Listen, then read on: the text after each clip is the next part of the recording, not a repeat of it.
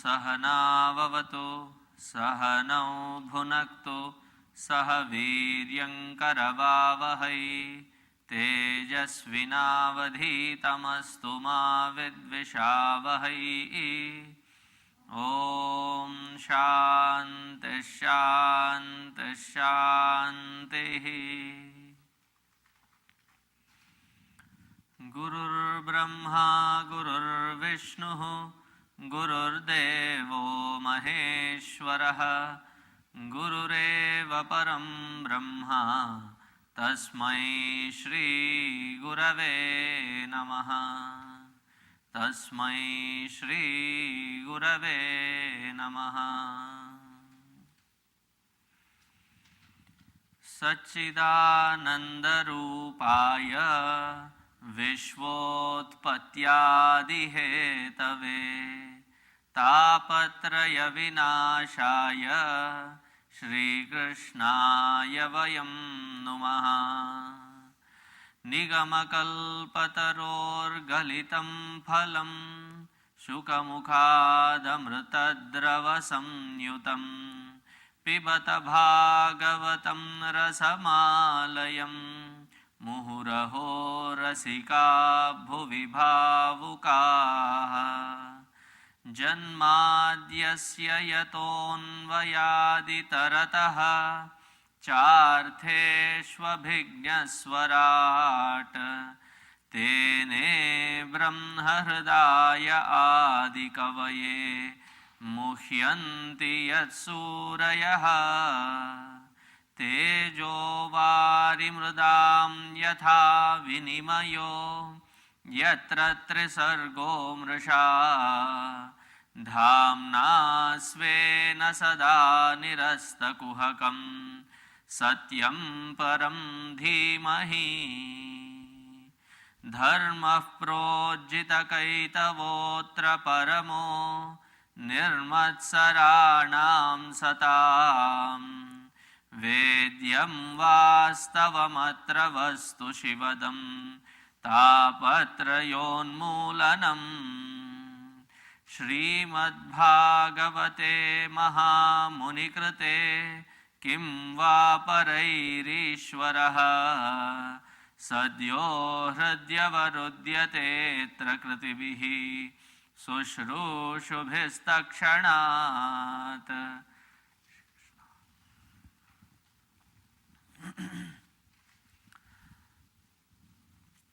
After being explained by Jadabharata to Rahugana Maharaj, Parikshit says, for the convenience of my understanding, can you elaborate it further?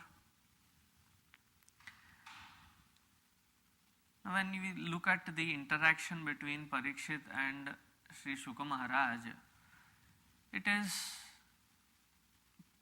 pretty intelligent conversation.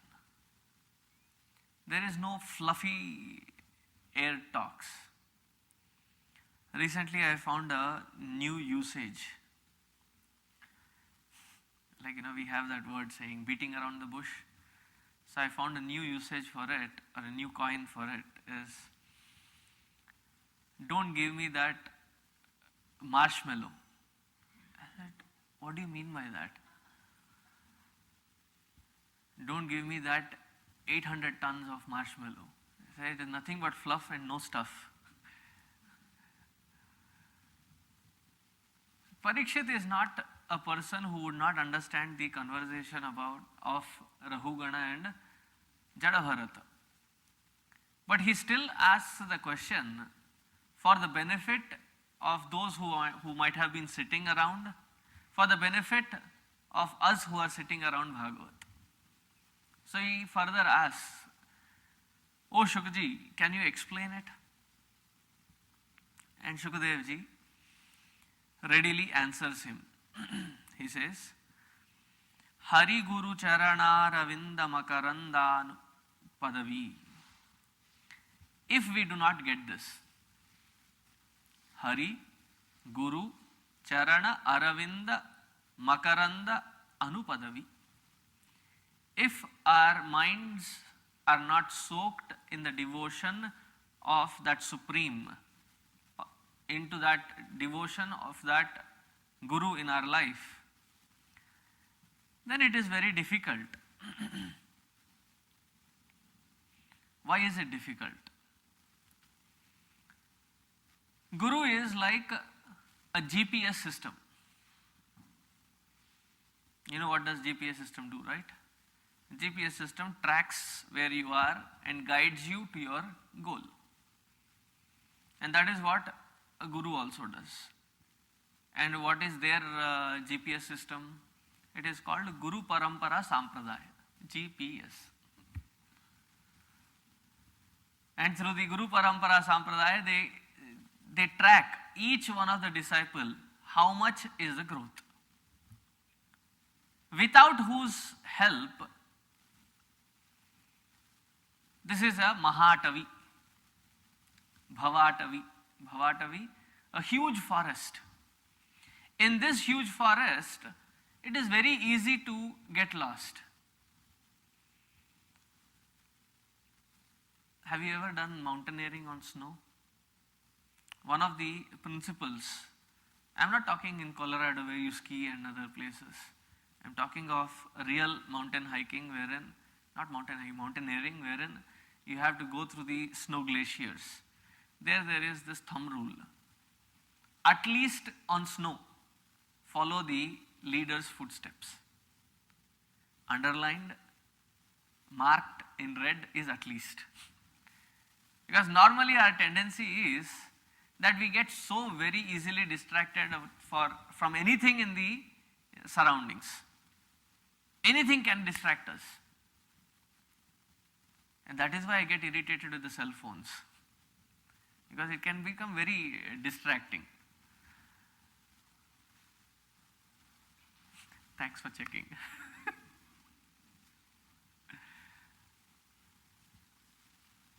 So in this Bhavatavi, there are so many things happening that a mind can easily get distracted.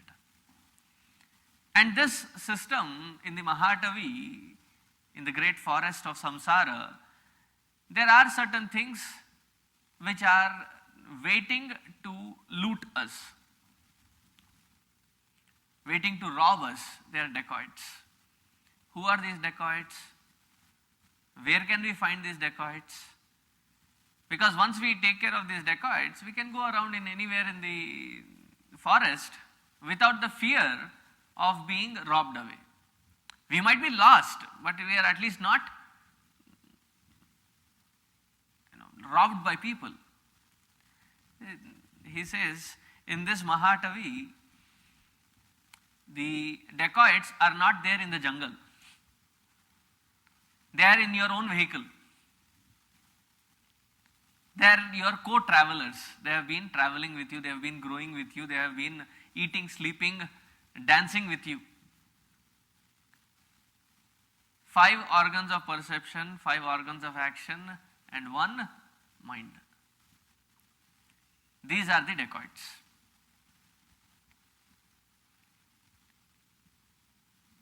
Now in this capitalistic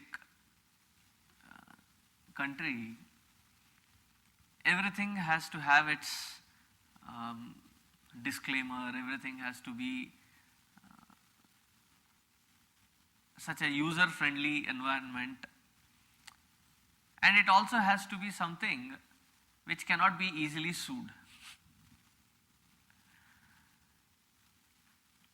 This human system that Lord has created, see, normally when you manufacture something and it has a defect, you can send it back saying, hey, there is a defect. We are born with these dacoits. So we might claim that it's a manufacturer's defect. So we might sue him in the Supreme Court, Supreme's Court, wherein he himself is challenged, wherein he has created this system with a loophole. By default, the manufacturing itself was wrong. So claim some people. The Supreme is also not unintelligent. He says, did you not read the fine print?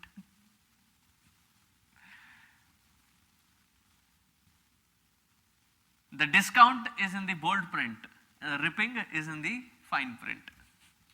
They say free. After you have taken the subscription of 99.99.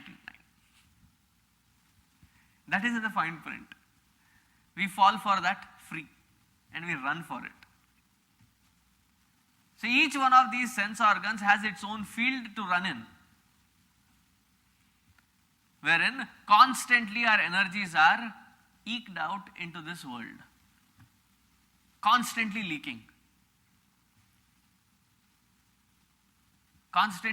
personalities.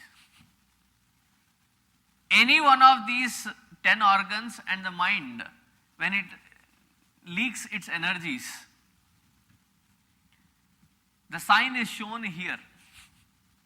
Because of the pressure, because of the stress, not able to withstand, he says that these dacoits are so close to us, within us, that they are constantly looting our dhana. What is the dhana that we carry?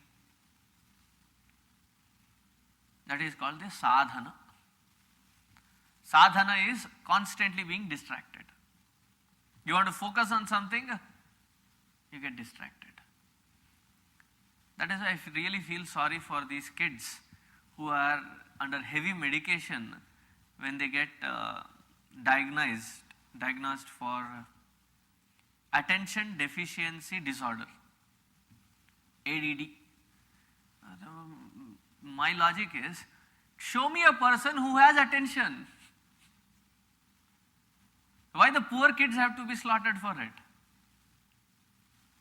If they not be restless, who will be restless?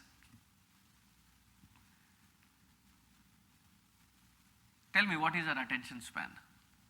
Sitting here, what is our attention span? Even before I started speaking, while the mantras are being chanted in invocation, how many times have we not gone out and come? And mentally. It's a constant thing, right? It keeps going out, coming in, going out, coming in. Constantly it is happening. We have attention deficiency.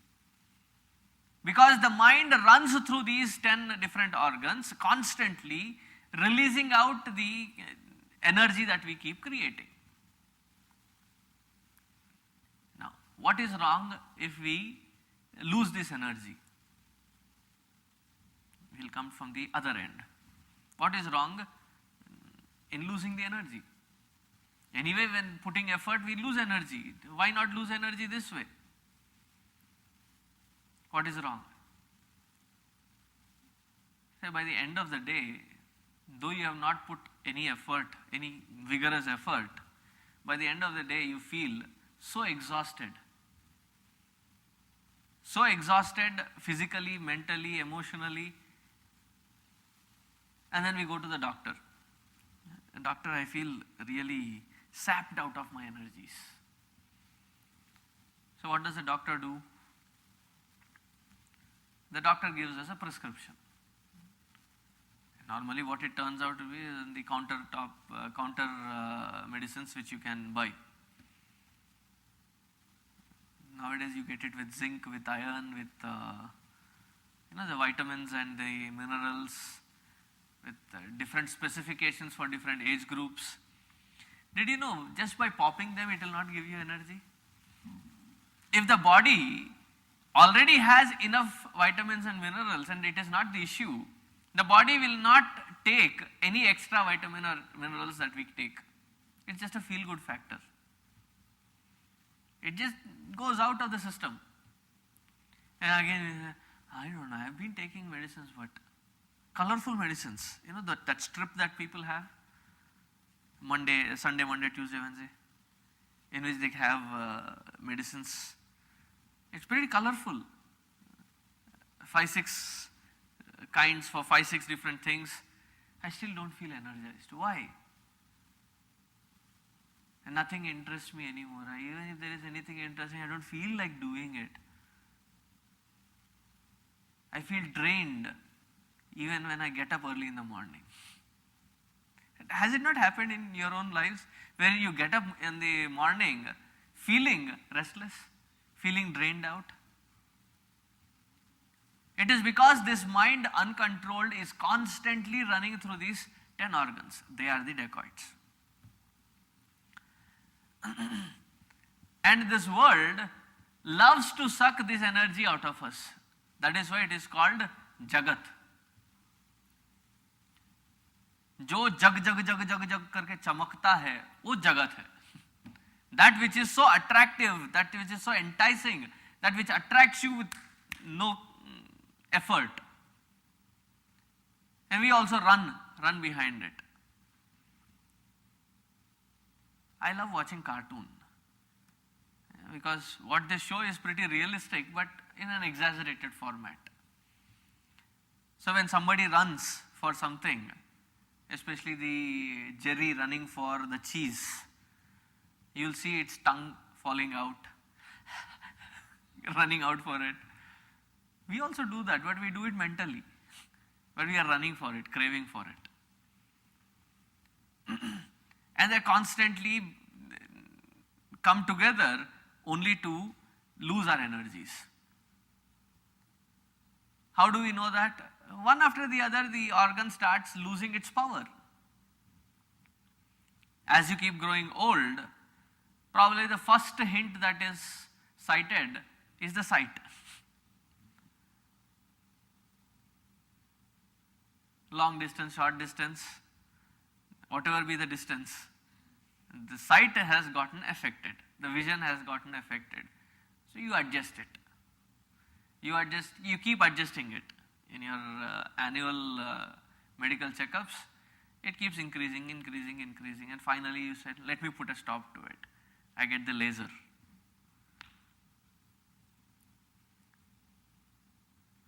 Good, we have tried to outsmart the system. Then the next hint comes in. Next hint comes in the type of either losing hair or graying the hair.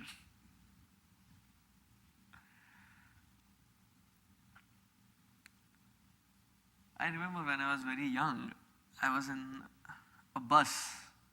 I think it was a school bus, and the conductor in that school bus was a bald guy, with very little hair on head, and he was having a comb. And a couple of friends who saw that, we started laughing very loudly. And very sympathetically, he sat down with us. And I said, do you know, when you have hair and it is going here and there, it doesn't matter. When you have little hair and it goes here and there, it tickles. It itches. Now I understand that. That person's problem. Regarding the bald head, I said, there's no point telling a hair-raising story to a bald head, to a bald person. Because there is no expression, nothing raises up. So the first hint is the sight, second hint is the hair. Then one after the other, the organs start speaking up. Then there comes a day wherein practically nothing functions 100%. The vision doesn't function 100%, the hands lose their grip. The reflexes, they are pretty weird. Probably it is then you can join the Indian cricket team. Their reflexes are also very bad. The only thing they get paid for it, we don't get paid for it when we grow old.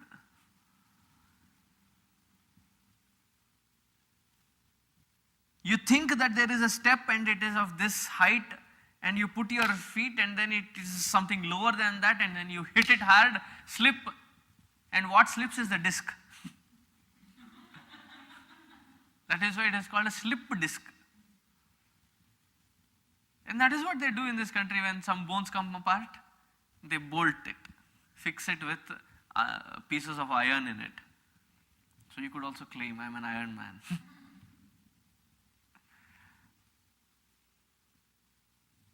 Then the joints start speaking. I have met many people who have had both their joints, knees especially, replaced totally. And what is inside is metal. And it's functional, But imagine what will happen if they're going through that airlines checkup. Are you carrying anything on you? No, in me, not on me. So they have to carry a medical certificate to say that this is what is not functional, so I have replaced it with metal bearings.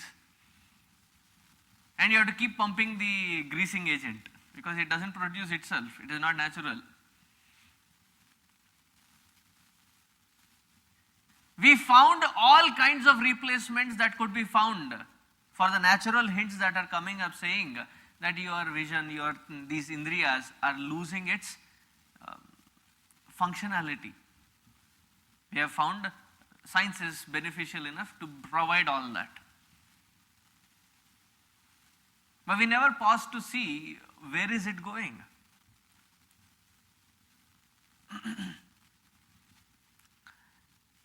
And there is this old English saying which says, penny wise, pound foolish.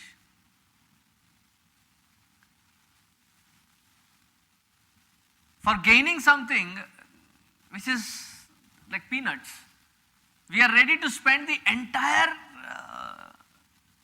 assets on it. That which is worthless, we keep spending the entire energy, entire time, entire youthfulness on those which mean nothing.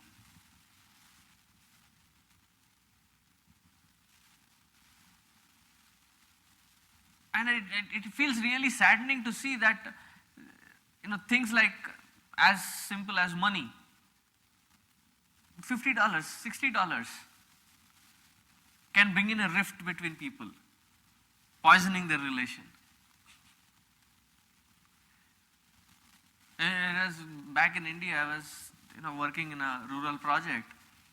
There were these people who said, I have so much of debt, I don't know what I have to do. I think I'll be the next one committing suicide. There's this farmers committing suicide. You'll be wondering that the outstanding debt that they have, some of them at least, is like 50,000-60,000. And for the peanuts, they're ready to end their lives. Because they're not thinking out of the box. They're not thinking what is the cause. What becomes important is these paltry little things. At least that 50,000-60,000 has some value or worth. We get to such a ridiculous levels as becoming so touchy-iffy. When people smile, people don't smile. People say hi, people don't say hi. Oh, hi करते रहते हैं जिंदगी भर.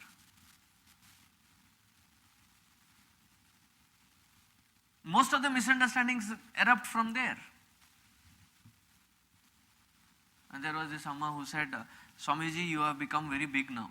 I said, are you talking anything about my weight? He said, no, I am talking something serious. I also asked you seriously only. Earlier you used to look, give a smile, say Hari Om. I said, now also I do. No, the other Sunday when I was here, you didn't even pay attention. I said, Sunday, it is a mela here. कौन समझे मेरा झमेला?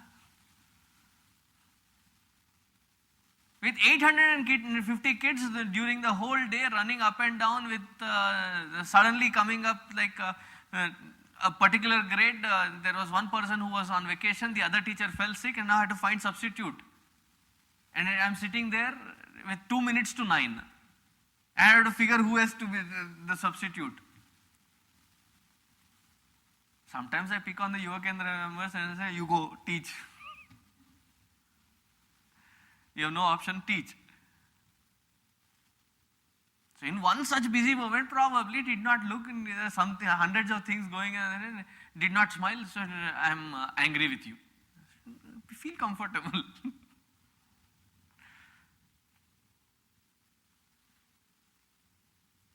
And then why did that complaint come up? Because I said hi to somebody else and not to them, so they felt bad. Paltry little things, we are wasting our times and energies. Worthless things.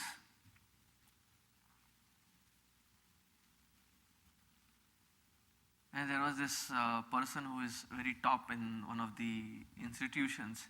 He says, Swamiji, you have to increase your human relation developments. How you handle people.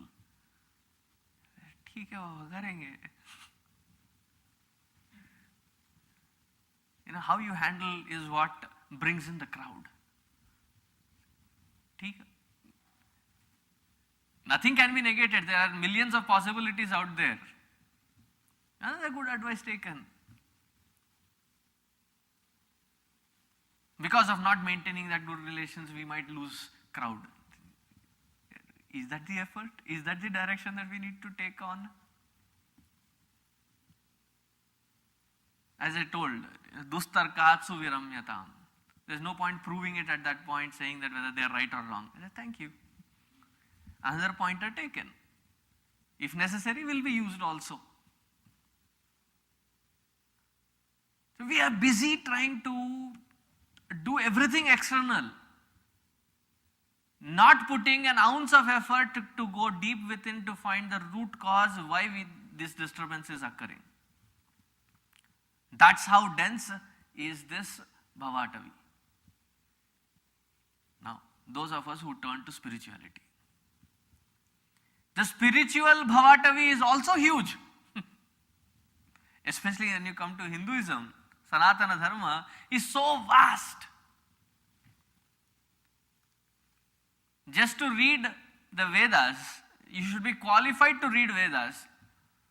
If you go into the orthodox system, thanks to Gurudev that he put everything in English and we are able to speak and talk in English, and it is becoming a easier mode of understanding and contemplating. But if you go into the orthodox system of learning all this, especially Bhagavat comes only way later, because it is almost recognized as the Panchama Veda. Once you understand all the Vedas, you know the nitty-gritty details of what this Bhagavatam is speaking. In order to understand Vedas, you need to learn Sanskrit. Now, Sanskritam is taught in 12 years.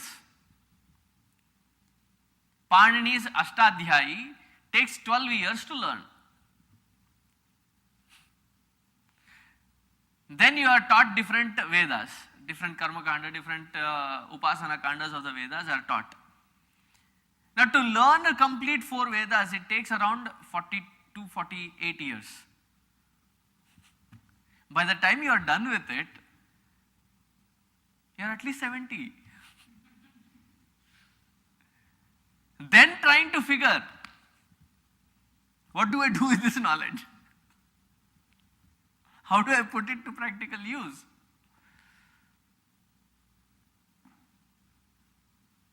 Okay, that is if you go into the orthodox system. Now the unorthodox system.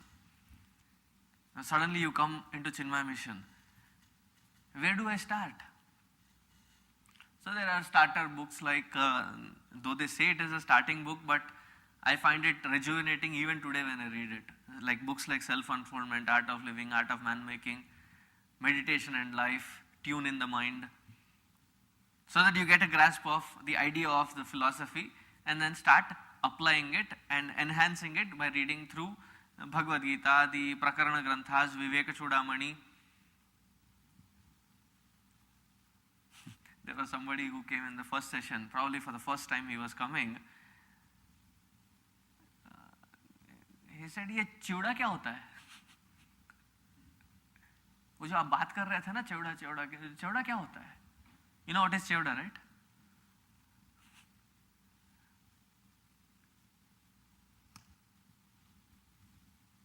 So you are now feeling guilty that, oh, I did not read that book or this book or that book. And the mind wants to know newer things. So anything new coming into market, a new spiritual process coming into market, our flags are up. So we try this, we try that, we try this. Then another friend comes and says, you didn't try that? Like how we are confused with our kids also, right? We love to have them in power math, Chinese math, hundreds of things that we put them in.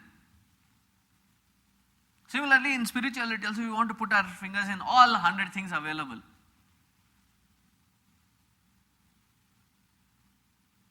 and then come to a decision saying, of course we have to keep experimenting. Thank goodness you don't do this kind of an experimentation with a medication. You do it with the meditation, it is fine. Do with the medication, try these 2 pills, try that 2 pills. बाद में पिलाने के लिए तुम नहीं रहोगे.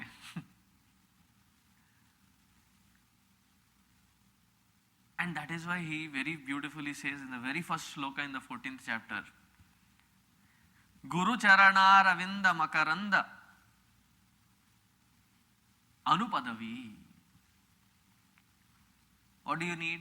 We need that firm devotion to Guru who can lead us by finger. थक गए हो, थोड़ी देर बैठ जाओ. And then lead step by step. Even in their disciplining, curt attitude, the underlying factor is love. Yesterday I was speaking about Gurudev being so strict. Why should he bother to correct some XYZ? Some Tom, Dick and Harry. He is already Atma Trupta. He is satisfied, he is basking in his own happiness. Why should he bother about anybody else? That is why my firm opinion is Guru-Sishya relation is much more sacred than a mother and a child's relation. Because for the mother, there is no choice but to raise the child. It is her responsibility to raise the child. तो बड़ा 30 मार खान काम नहीं कर रहे. It is your bound duty to raise them. If you do not do it, then you have the sin of repercussion, sin of omission. You better do it. But for a master, there is no such responsibility to take care of number of students and to lead them to the path. And they do it because of love. And in that love, one has to soak oneself. Because that is the only thing that shall protect us from all different kinds of forests that we are in. Bound in this forest, going in a loop. Now you go into Plano, some of the neighborhoods, they look so similar. There are some people who might have called me like 7-8 times in the past few years, and every time they asked me to come over, I said, give me the address.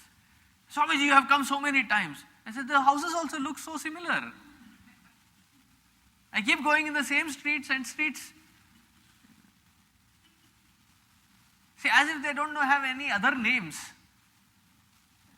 I still get confused between Parker and one more. Plano Parkway, right. क्या और कोई नाम नहीं मिला क्या? Then I went to Atlanta, Georgia. There, in the downtown, there must have been a crazy fellow there. Peach Street, Peach Drive, Peach Circle, Peach Boulevard, Peach this, Peach that, Peach that. और कोई नाम नहीं मिला क्या तुम लोगों को? First of all, the houses itself are looking cookie cutters established there.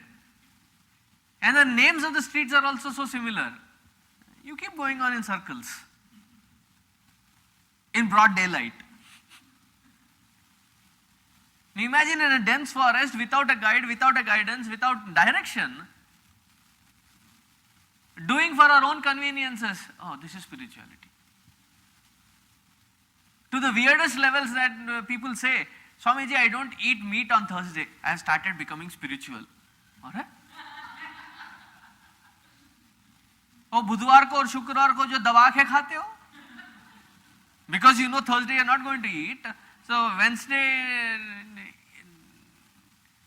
in lieu of your fasting or non-consumption of meat, you eat little more, and then Friday, अरे एक दिन छूट गया उस गम से और दबा के खाओ.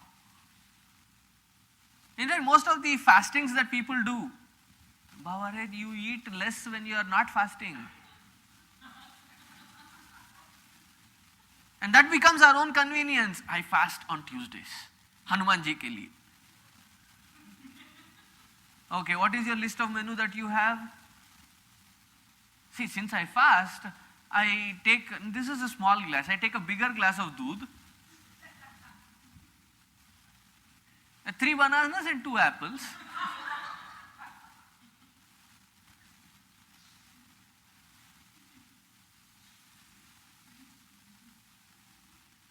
That is for lunch, 3 bananas, 2 apples for lunch. And then I come back and have nashta. और नाश्ते में क्या क्या हेवी चीजें खा लेते हैं. You know, the sabudana khichdi, sabudana vada, a kheer. Doodh is okay, right, for fasting? So kheer. और दबा के खाते हैं. And that is supposed to be fasting. And for the mind, you are already convinced that is a highly spiritual path.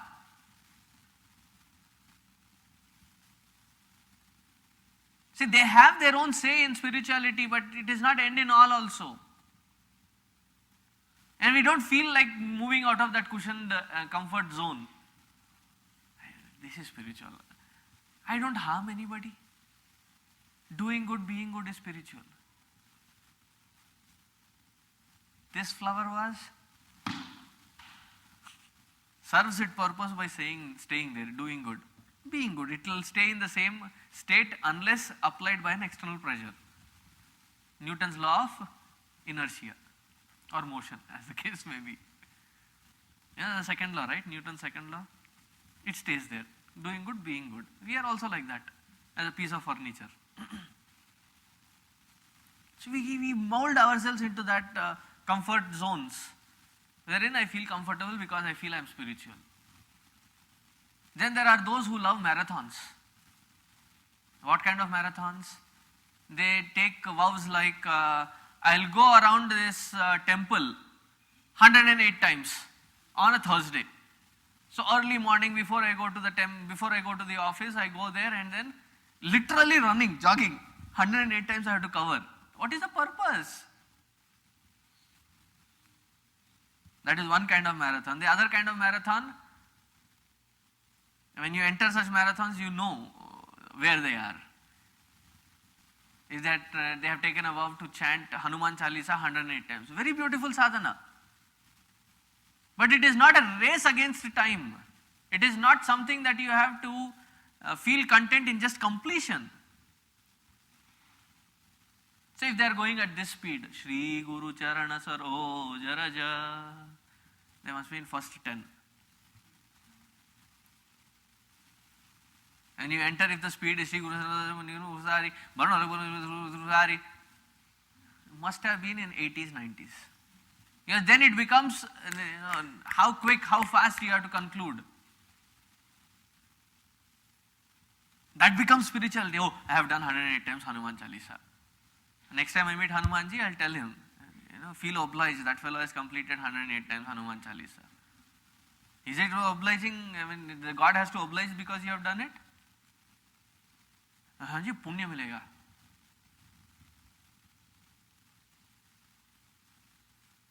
What good of that punya is also. So we get caught up in these so many different kinds of things. He says the only method to get out of it, he says, to get out of this is only one path. And what is that path? That in the satsang of the master, knowledge is born. In the clarity of that knowledge, dispassion is born. Dispassion is an artful living wherein you understand the worthfulness of the situation, of the thing, of the being, not getting attached to it, not getting it to influence me, but to make use of it at that moment and keep moving forward. Dispassion doesn't mean that I don't eat, I don't see, I don't smell, I don't touch, you'll die. If that be the definition. It's only a dead body which does not smell, does not taste, does not feel. Weird would it be, right? People are crying around the dead body and suddenly the dead body says, "Arey hatna, pankha ka hawa aane de."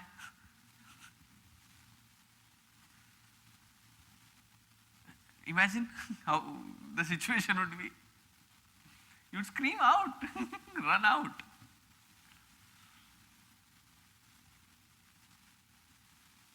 Or everybody is crying and they have a round of tea being supplied. Ek mere ko bhi dena. No, it is only a dead body that does not have any inputs through these indriyas. As long as you are alive, the input is constantly going in.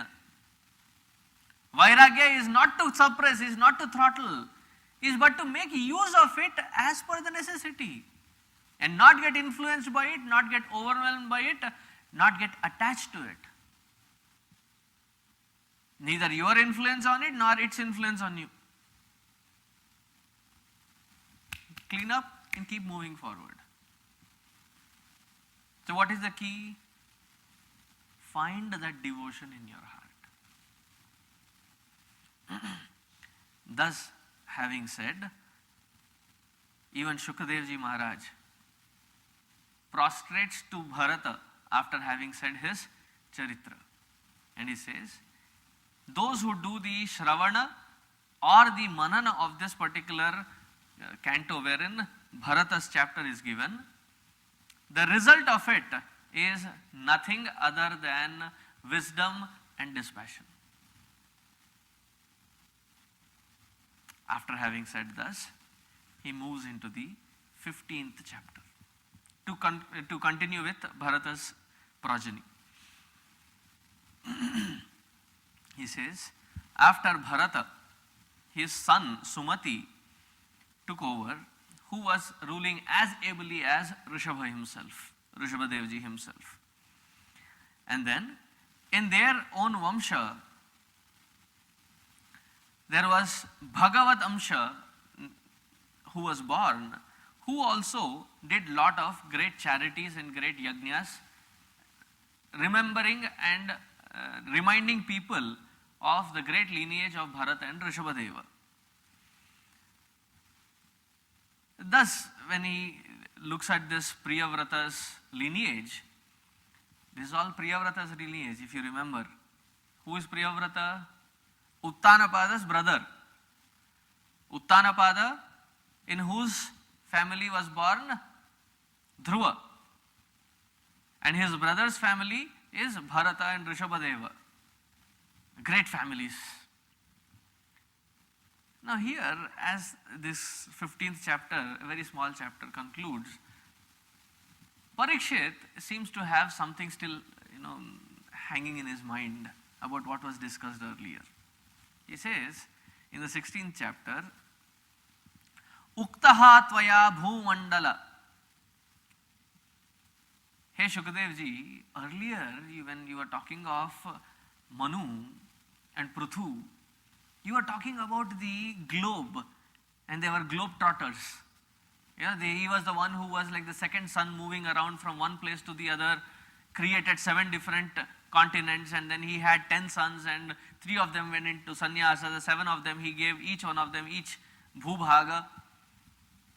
Can you talk about that bhugola and khagola? Bhugola is geography. Khagola is astronomy. So can you deal with more about that? Now one might wonder, Baba, we have come to hear Bhagavat, not geography and astronomy classes. Why should we be interested this day and tomorrow about geography and anything else to do with astronomy? Instead, you should be speaking about Adharam Madhuram, Vadanam Madhuram, Hasitam Madhuram, great leelas of the Lord, talk about the beauty of the Lord. What is beauty about this, talking about geography? Parikshit himself says to Shukadev ji, the reason that I am asking you to say this is not to do my PhD on it, or a postdoc on it, or not to become a professor on geography or astronomy. He says there are different methods of meditation. There are different methods of upasana. And the logic that Parikshit Maharaj gives to Shukadev ji, why he wants to hear about Bhugola and Khagola, was pretty obvious every single time that I have gone to Char Dham, I have seen that I have traveled with, maximum I have traveled is around 90 people. And to manage 90 people in a place where you don't have your own resources, your own, all that you are doing, you are on wheels, and 90 people in 3 set of wheels in a closed compartment for 17 days, 20 days, it can get on to anybody's nerves. No, I'm not talking of they getting onto my nerves. I'm talking of they getting onto each other's nerves. But the amazing part that I have observed is all this restlessness and feeling uncomfortable stays till you cross Rishikesh. After you cross Rishikesh, the kind of the total mind is so withdrawn, so peaceful, completely transported to a different environment. So I was convincing myself, thinking that it is probably because we have lot of Shraddha, faith in all these Tirtha Kshetras. So it has created that kind of an environment within, so that we don't feel that restlessness.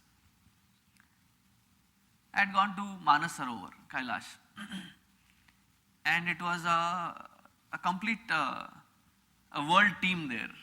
There were people from France, there were people from Australia, New Zealand, Thailand, even from US, some from South Korea, Sri Lankan. So it was a multi-racial group in that. And each one had come for their own purpose. Most of them had come only for a tour, adventure tour. But by the time we crossed the tree borderline, see, after a certain height, altitude, the trees don't grow. The sudden beauty of that Himalayan ranges catches you by surprise. All these people who are talking about anything on the globe, anything virtually, politics, economics, anything that you can find as a topic. By the time the second or third day we were on the travel, the whole total mindset completely changed. Everybody was so withdrawn, so deep inside. There's no more that restlessness, there is no more. As you keep going up and up, you find people withdrawn naturally. See, I have gone to many hills here also. And recently I had gone to this Guadalupe. Did I say it right? Or Guadalupe? Guadalupe. It's supposed to be the highest peak in Texas. You don't feel that withdrawal. You don't feel that it's happening naturally. But when you are in those Punya Kshetras, it happens automatic. And wonders of wonder, this is my observation, that the last time I had gone for Char Dham Yatra were people from here. And of course, people who had an objection with, the first question that they had in their mind, what about the toilets and bathrooms? They did not come anyway. Such people should be taken to Kailash Yatra. You talk of toilets and bathrooms, there is not even a shower there. Yeah, there is plenty of water available. Feel free, jump. It is not just cold, it is biting cold. Particularly in the season that I had gone, any amount of carelessness wherein you put the water on your face, it is supposed to be hot water. By the time it came, it was just lukewarm. And then you put it on your face, and before you get into your tent to clean it up, there are icicles. Jump into that water, you will know. Because Tirtha Yatra is supposed to be a tapascharya wherein you put yourself through that so that you think of the Lord. So this bunch of people who had come with me, while going everything was fine, and every single Prayaga is where different tributaries of Ganga, Mother Ganga, come and meet. There is a Deva Prayag, Karna Prayag, Son Prayag, there are different kinds of Prayags. So each Prayag, it is very auspicious to take a bath. And we were like, why? I said, shut up, sit. The bucket uthaya, pani dala. So all the Prayagas were done, and we had scheduled for the last Prayaga, which happens to be the Rudra Prayaga, which is from where Alakananda and Bhagirathi meet to start being called as Ganga. So in that place, we were already coming back towards the plains. Till then, people did not have the attitude of, feeling shy. इतने सारे आदमी हैं, इतने सारे औरतें हैं, how can I take a bath? They had lost that concept of body orientation. By the time they were reaching the plains again, I could see the total mind withering away. 90% of them did not come there because, I'm okay. A little water, prokshan kar liya. And the reason being, I'm too shy. The body consciousness has come back. You are falling apart from the total mind. That which takes you as a sadhana, though from a physical, sthala is the place, but the place takes you towards that supreme. Similarly, the time can be used. A certain point of time wherein you discipline the mind again and again. Anywhere in the world, in that particular time, as soon as that time comes, you start focusing on that Lord. It has to be early in the morning and late in the evening before you withdraw from this world. And there are people who do in the Madhyanika Sandhya, the 3 times of worship. So the time is also used as a principle to do meditation on the Lord. Even the Vastu, the interaction, you need not run away from the Vastu. Interact with the Vastu without branding the Vastu, without branding the experience. Go through the experience untainted. That is also part of meditation, but not very easy. So when the meditation can be performed through these different kinds of processes, O Shukadevji, I do want to know about this grandeur of this universe. And what does he call the Bhugola and Khagola? What is his definition that he gives? He says, what is Khagola? What is geography?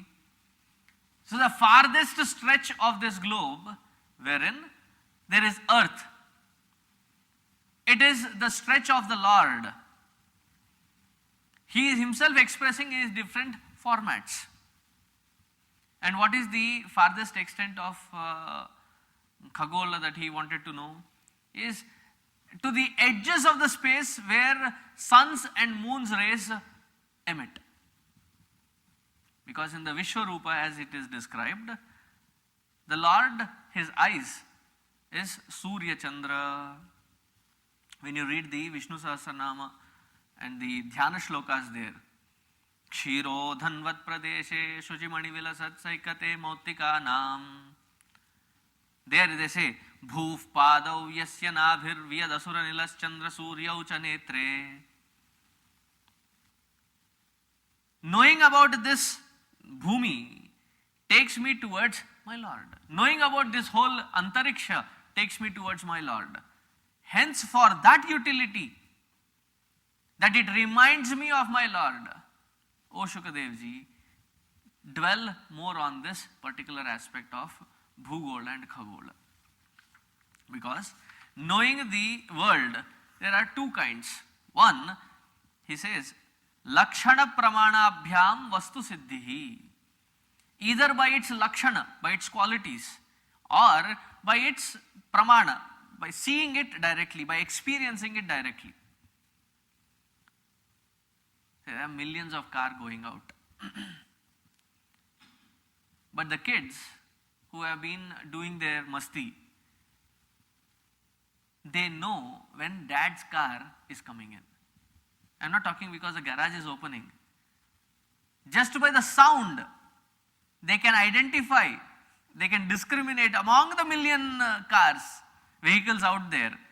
That particular car which makes this kind of a junk sound should be my dad's car. So that sound becomes the lakshana of that vastu.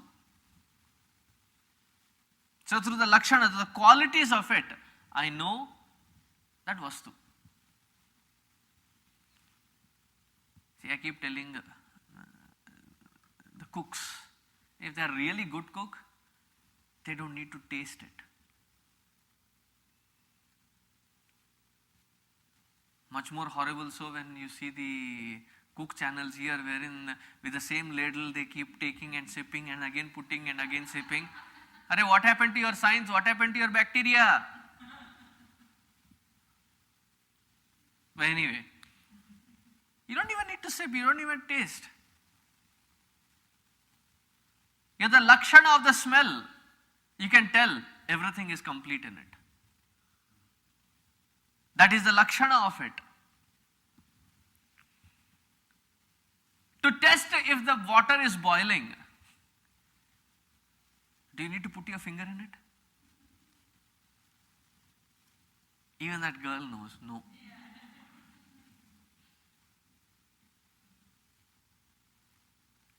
Because you see that steam, you see that boiling, you see those bubbles, you know it has reached its boiling point. That is a lakshana.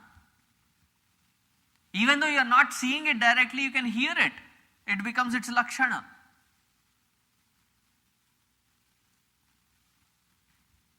And when you directly see, that becomes its own pramana.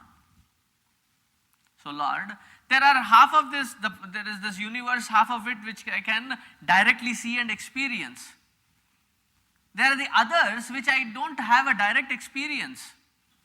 So for that you give me the lakshana. By understanding the lakshana, I will be able to relate to my Lord and His glories.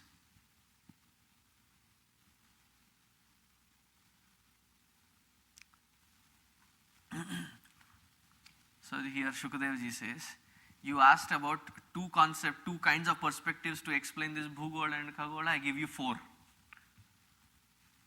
What are the other 2? He says, Nama Rupa Mana Lakshana Yoho. I'll tell you the Nama, Rupa. I'll describe it for you. Tell the different Lakshana, different kinds of attributes of it. And also give you the Pramana. A direct experience of yours, if you can lift your mind up to that subtlety. Then he starts. This particular continent that we live, not this one, back then there, is called Jambu Dvipa. And this Bhumi is Saptadvipatmika. Saptadvipatmika, 7 continents constitute this Bhumandala. This earth has 7 continents. See, there are some descriptions given in here wherein he tells what is the average length of day and length of night. Wherein he also mentions such a place wherein there is almost like 7.5 months only daylight. The first time I had read it, bakwas hai.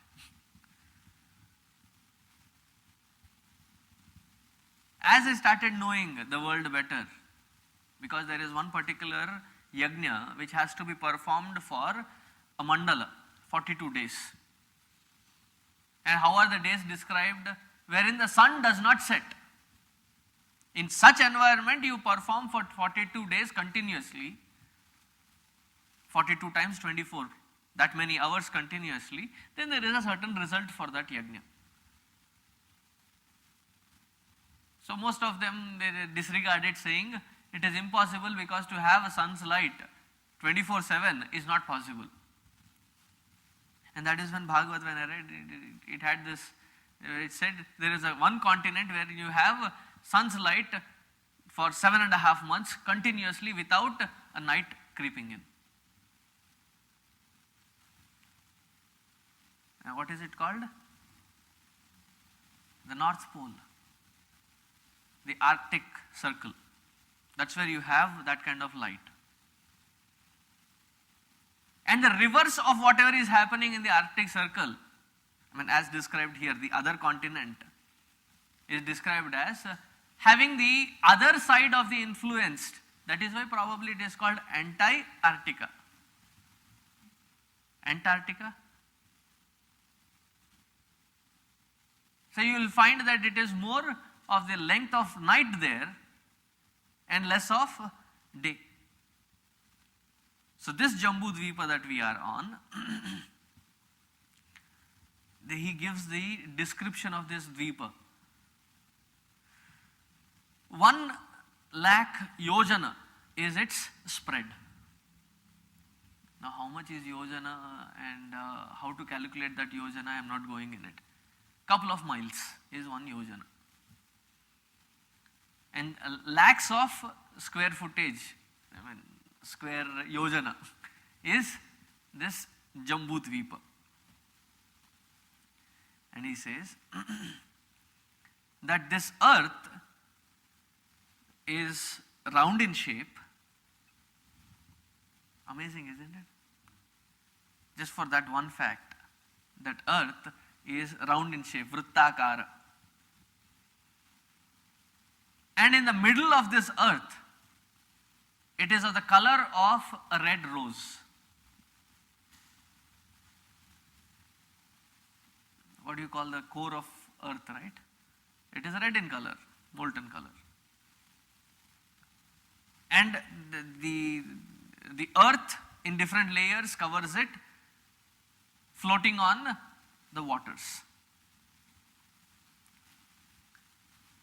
Among these 7 different continents, this Jambu Dvipa is very special, he says.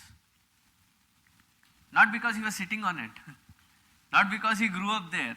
He said this is the place wherein you have maximum Santa Purusha to have whose darshan the Lord himself had taken avatar. It is a total different interpretation. Where do you need people to clean up? Normally the slums, right? That's where people who are responsible to clean up come regularly. So if this universe was a place where there was a constant necessity to come and clean up, you have seen that most of the avatars are on the Jambu Dvipa. Because that many treacherous people on Jambu Dvipa. That could be one of the interpretations. But here, Shukadev ji just puts it in a very beautiful way where he says, there are so many Mahatmas in this Jambu Dvipa to have whose darshan even the gods come down. Such pavitra, sacred is the land. And he says that there are 10 different planes of consciousness or planes of experiences that you could call. Each one is subtler than the other and each one has its own attributes. This Bhugola you can see, but the rest of them you have to have a subtler eye to see that. He says, see the Anantata that is described of the Lord as you go into the physical aspect.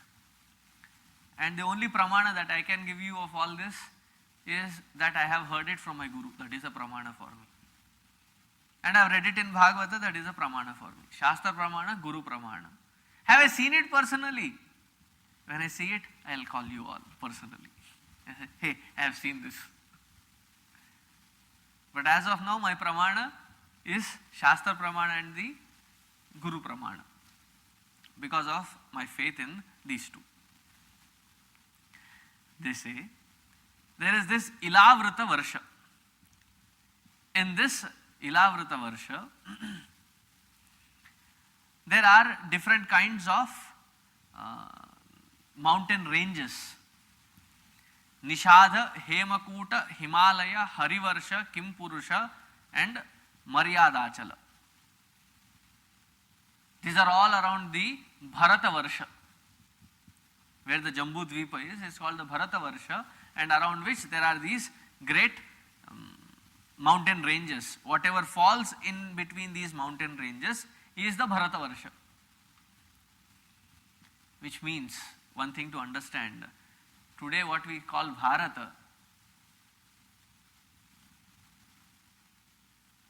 wherein the Pakistan has gone and the Bangladesh has gone. So now the Bharat is limited. Now when you see the National Geographic map, it is a headless India. It's cut. And they claim it to be a no man's zone. Because it is actually the POK. Pakistan occupied Kashmir. POK. POK. That is what we consider India as. But in the Bharatavarsha, Bharatakanda, the way it is described is between these, probably extending way west till Afghan, Iran, Iraq, way south, Simhala, Lankapuri and all this, and way east, what we call Hong Kong, Bangkok, way up north till Mongolia.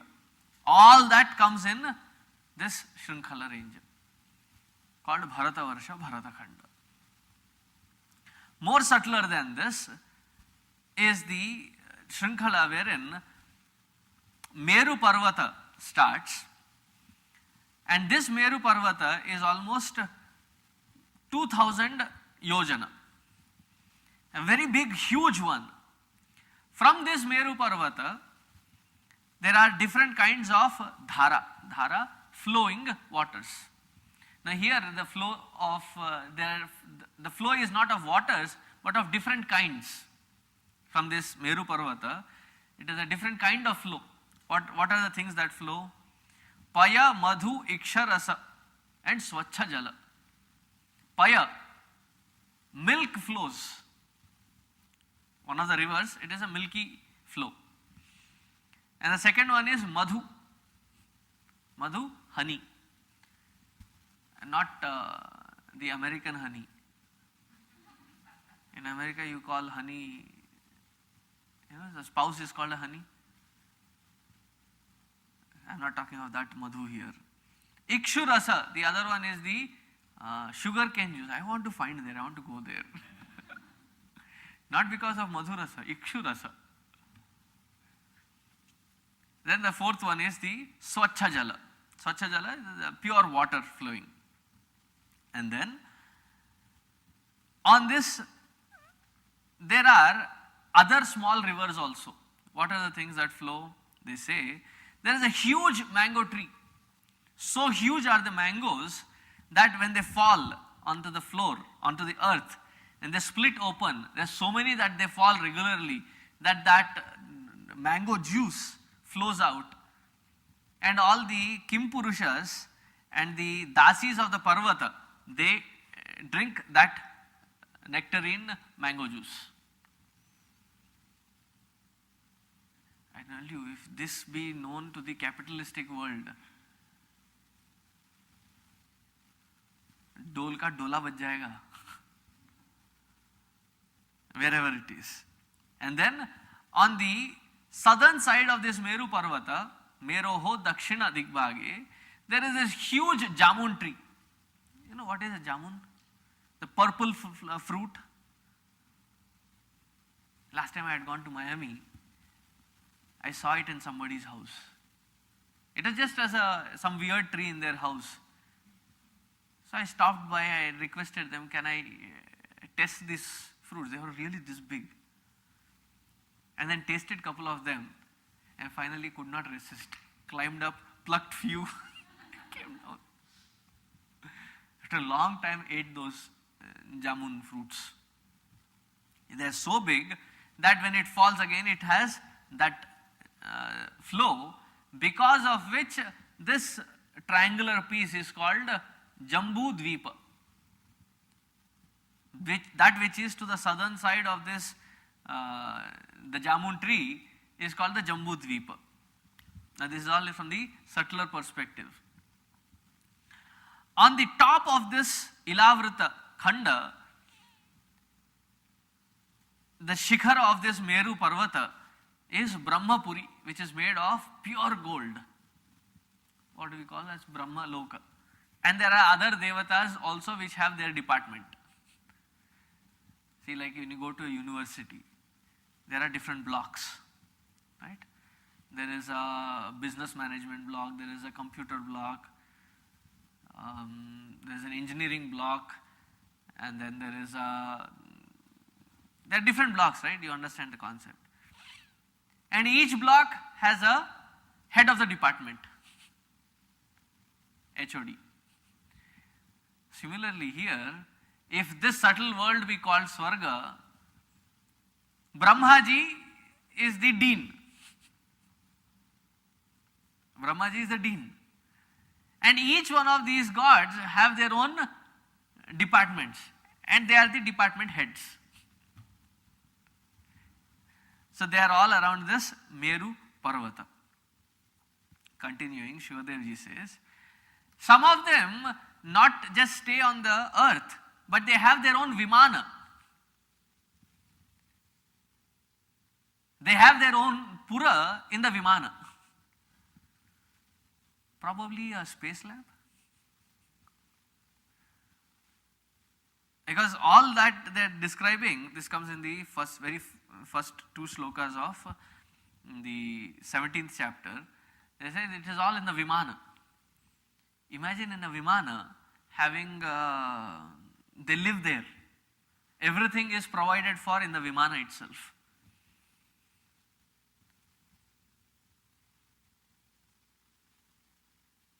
So beam me up, Scotty, is not that far away.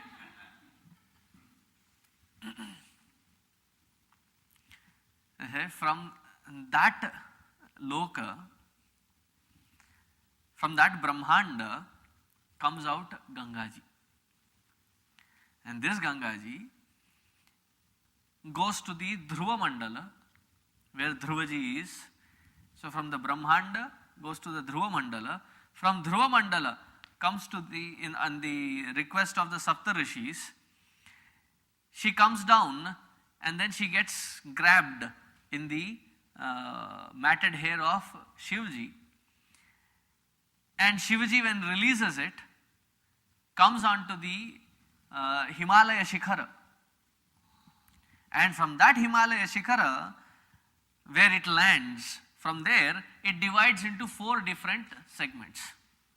Probably this is the description of Manasa Sarovar. And the kind of crater that formed wherein the water got settled, Gangaji, they say it is in Vaman Avatara when he asked 3 steps from Bali. Vamana asked 3 steps from Bali. The first step, he took it on the land. So it was at this point that he pressed his toe on. So there was a crater formed. And in that got settled water, which is called the Sarovar, Manasa Sarovar. So from each direction, north, east, west, south, there is a dhara, there is a river flowing out. The names of them are Sita, Alakananda, Chakshu, Bhadra. These are the different names of the rivers.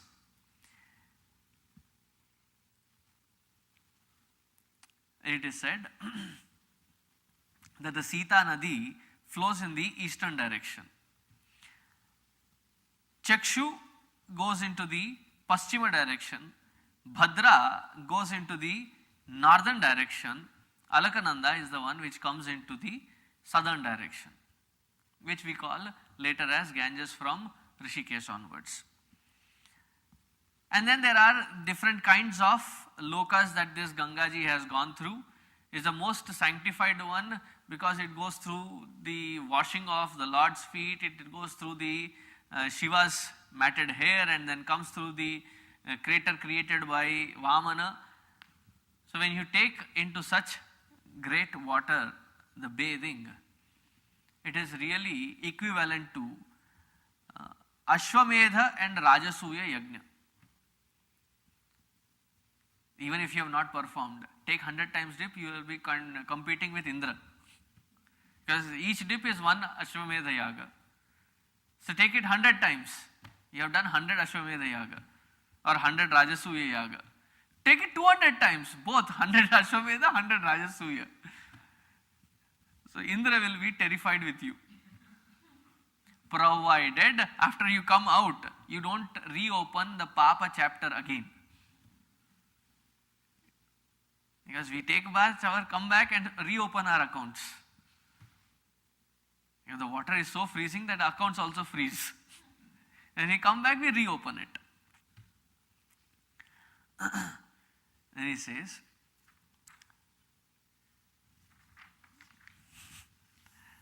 now he starts describing different Varsha. Different Varsha like Bharata Varsha. There are different kinds of levels of subtler levels of experiences where different gods live. So each one of their descriptions is given. So I'll quickly go through the different Varsha. There are 10 of them. So he says, this comes in the 11th shloka. Tatrapi bharatameva varsha karma kshetram. It is in this Bharata Khanda, Bharata Varsha, is wherein human beings live in the Varnashrama Dharma and then they perform karma because of which either they get purified or merge more into impurities. Then he says that it is in this Bharata Varsha wherein they have been great scholars, great masters who believed in the Sanatana Dharma, in the Vedic literature of Punarjanma. And there are also people who have challenged Punarjanma and disbelieved Vedas. And the proof for that, it is almost similar to the one which is given in the Kathopanishad, wherein Nachiketa asks as his third boon to Yamadharma Raja. He says, Yeyam prete vichikitsa manushya loke astiti eke na astiti eke. They say in this world, in this Martya Loka on the earth, there are some people who believe in rebirth. There are some people who believe in the fact that there is no rebirth. For them it is a fact. Meaning in this Bharata Varsha you get all kinds of people, but pradhanyataha they are karma parayanaha, because this is karma kshetra. See, they say that below Haridwar, it is called the Karma Bhumi. Above Haridwar, it is called the Yoga Bhumi. So it is the Karma Kshetra. That is the reason that even in Bhagavad Gita, in the very first shloka, Dhritarashtra says, Dharma Kshetre Kurukshetre. Kurukshetra, it is the Karma Bhumi. So in that Karma Bhumi, people follow different kinds of traditions, different kinds of culture. There are some who are the Sanatana Dharmi, there are some who are challenging the Sanatana Dharma, they have their own setup wherein they disbelieve in all this. Then in the other khandas, in the different other varshas, people have a different lifestyle, people have different practices and habits. It is talking just about the Bharata Varsha and the rest of the other continents. They have different practices, different traditions, different customs. And not much details gone in there. Then he says that in one of the Varsha wherein Ilavrita Varsha, it is Lord Shankara who is having his abode. His Kailasa is in this Ilavrita Varsha. And this Bhagavan Shankara is worshipped. Om Namo Bhagavate Mahapurushaya. He is worshipped as the Mahapurusha who doesn't mind taking up the job of recycling everything. He needs to get an order from Brahmaji or a request from Brahmaji. Bhaiya Shivji, apne dhyan se bahar niklo. Come out of your dhyana. Imagine to destroy everything that is in this creation so that it can be changed into a different, newer beginning of the world. Anybody and everybody is not qualified. Who is qualified? The one who is so dispassionate, not attached to anything, alone can do it. The one who is abiding in that supreme self, who is not contaminated by anything that this Maya Srishti has, who is in constant meditation alone, has that capacity. Or else what happens? Those who are mine, I'll protect them. The rest of them, destroy them. You need somebody who is a total nishpakshapati, the one who doesn't take sides. Such one is Rudra, who stays there. And he says, there is an example given here. Supposing there is a fight between, within a village, there is a fight between two different families. So people, in the panchayat, they bring in both families and say, hey, this is not good for our village. We have to live like one big family. This is not good for our village. Come back to terms. There are certain parts in Andhra, for the fights that have started like 100 years, 200 years, they still struggle to prove their point, which family is greater.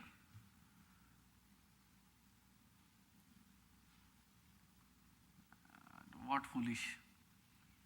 So the people try to bring them, the elders, the wise people try to bring them together, saying, it is not good for the society, it is not good for the village, get back together. Showing the oneness that it has to be one family. Similarly, when you look little bigger, the example says that if there is a fight between one state and the other state, there is various issues. Like in the border issue here, there is a fight between whether it has to be pitched in by the federal or the state government. And between their fight, people keep coming in.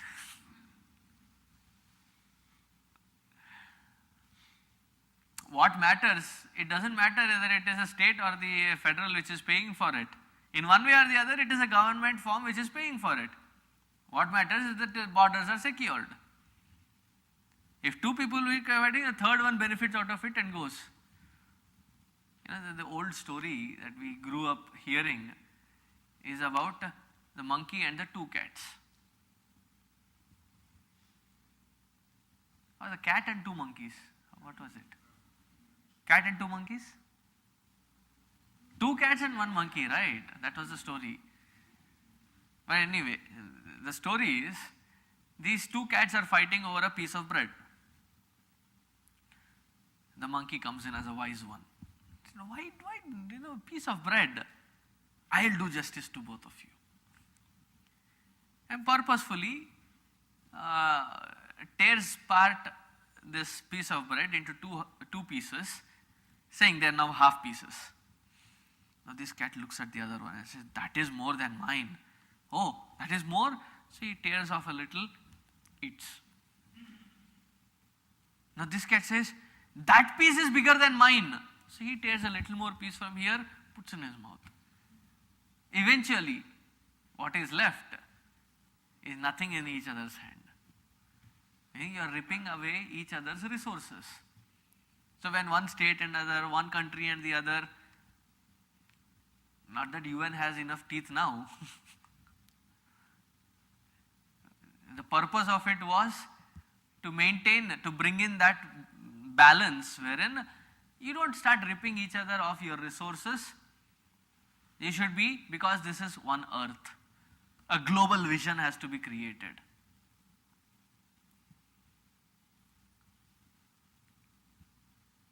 Now supposing people from Anantakoti Brahmanda, there are other parallel universes.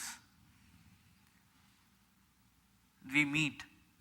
The example is so beautiful. I normally take my example from here itself. The unity has to be brought in diversity. If the hand refuses to write or type, why?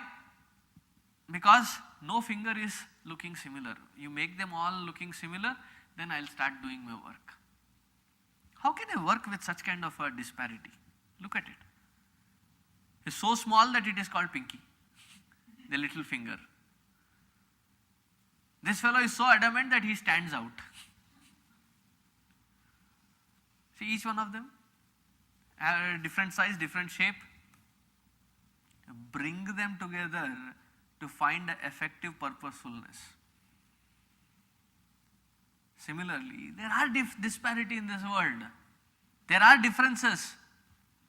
But in and through the differences, one has to find that unifying bond. That unifying bond which is way beyond any logic or reasoning.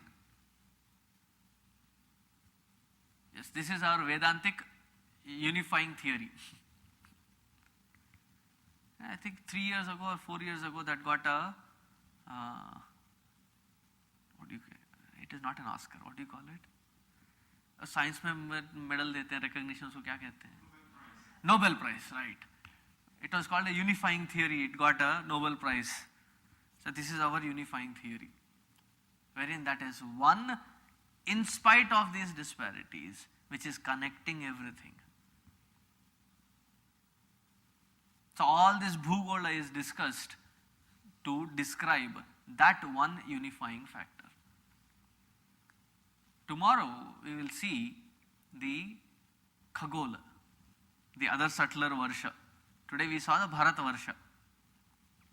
We will see the other subtler worlds wherein other gods and their world, how it is described, is given. And then we will end it with, because that is Swarga description, right? If there is this world, then there is other world called Swarga. There is the other lower world also. My favorite part. That we will end with tomorrow. We will start with the 18th chapter tomorrow. Om Purnamadaha Purnamidam Purnat Purnamudachyate Purnasya Purnamadaya Purnameva Vasishyate. Om Shanti Shanti Shanti. Harihi Om Shri Gurubhyo Namaha. Harihi Om.